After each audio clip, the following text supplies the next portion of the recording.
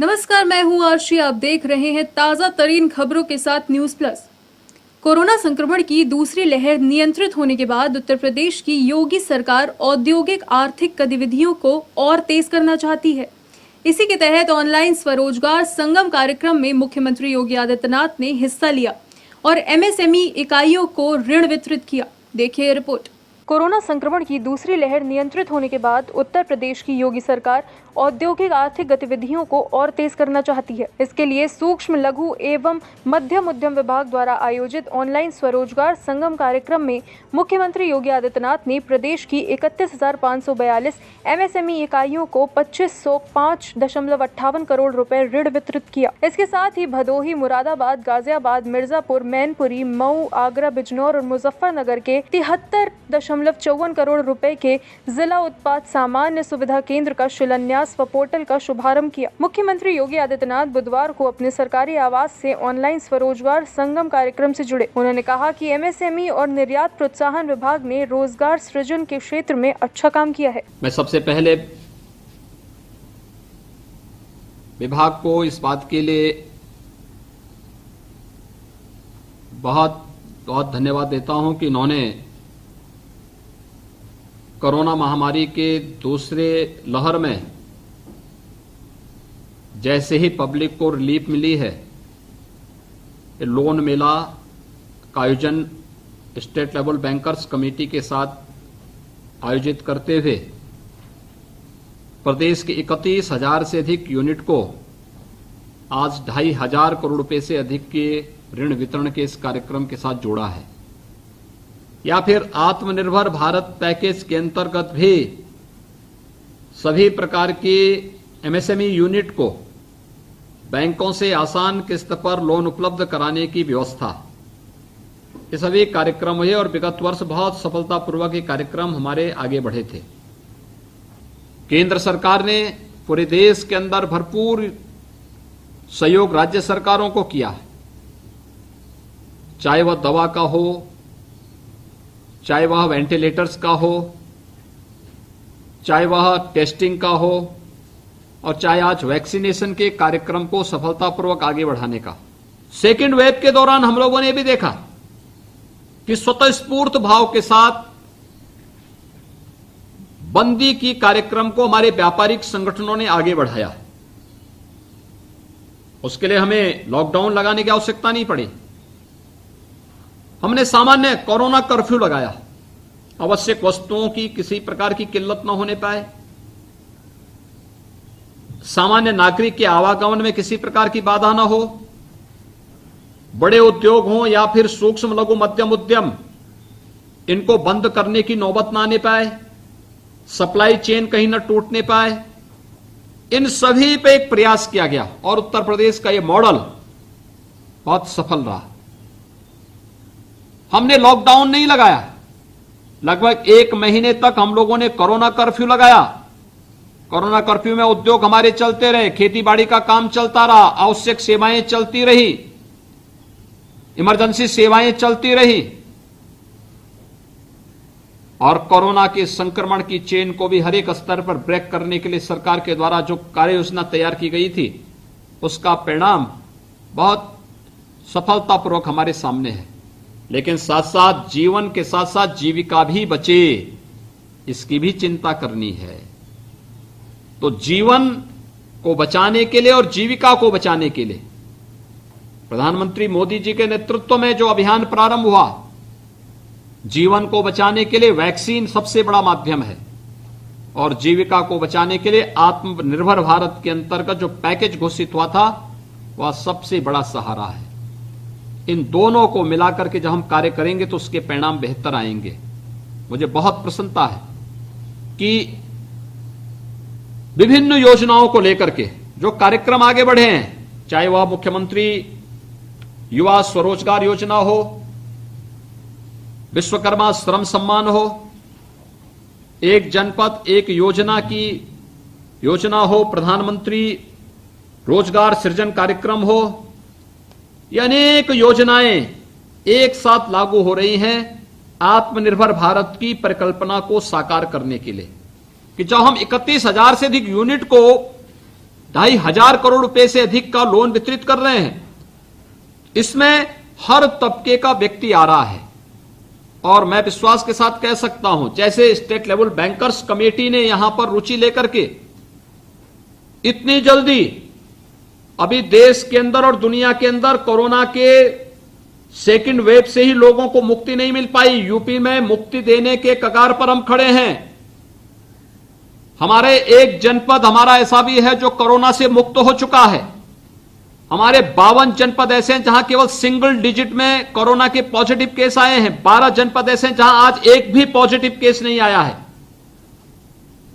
केवल 2 जनपद ऐसे हैं जिनमें मात्र 2.5 में डबल डिजिट में कोरोना पॉजिटिव के केस आए हैं। यानी कोरोना के खात्मे की ओर बढ़ता हुआ उत्तर प्रदेश अब अपने लोगों की चिंता कर रहा है, उनकी आजीविका की भी चिंता कर रहा है। और ये केवल उनकी आजीविका की नहीं बल्कि उनके माध्यम से ढेर सारे युवाओं को रोजगार देने का। एमएसएमई यूनिट ने बहुत अच्छा काम किया यूपी के अंदर, हमारे उद्योगों ने बहुत अच्छा काम किया है। अगर हम सभी लोग इस कार्यक्रम के साथ जुड़ेंगे तो हम जीवन और जीविका यानी कोरोना से जूझते हुए, इसका मुकाबला करते हुए जीवन और जीविका को बचाने के इस लक्ष्य को प्राप्त कर सकते हैं और प्रधानमंत्री जी की यही मंशा है। मैं स्टेट लेवल बैंकर्स कमेटी को इस बात के लिए धन्यवाद दूंगा कि विगत वर्ष भी इन्होंने बहुत बड़े कार्य किए थे।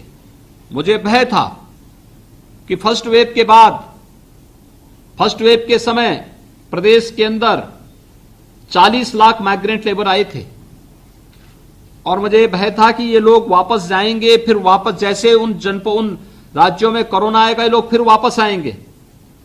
केवल 10% जो हमारी प्रवासी कामगार थे ये वापस गए थे और वे लोग भी मार्च में वापस आ गए थे।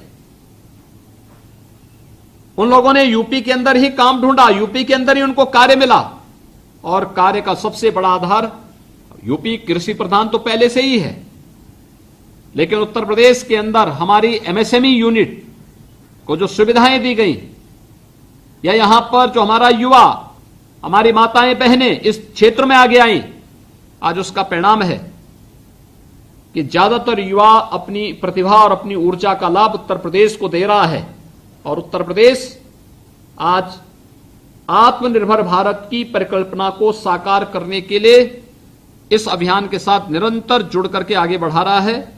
मैं आज के इस अवसर पर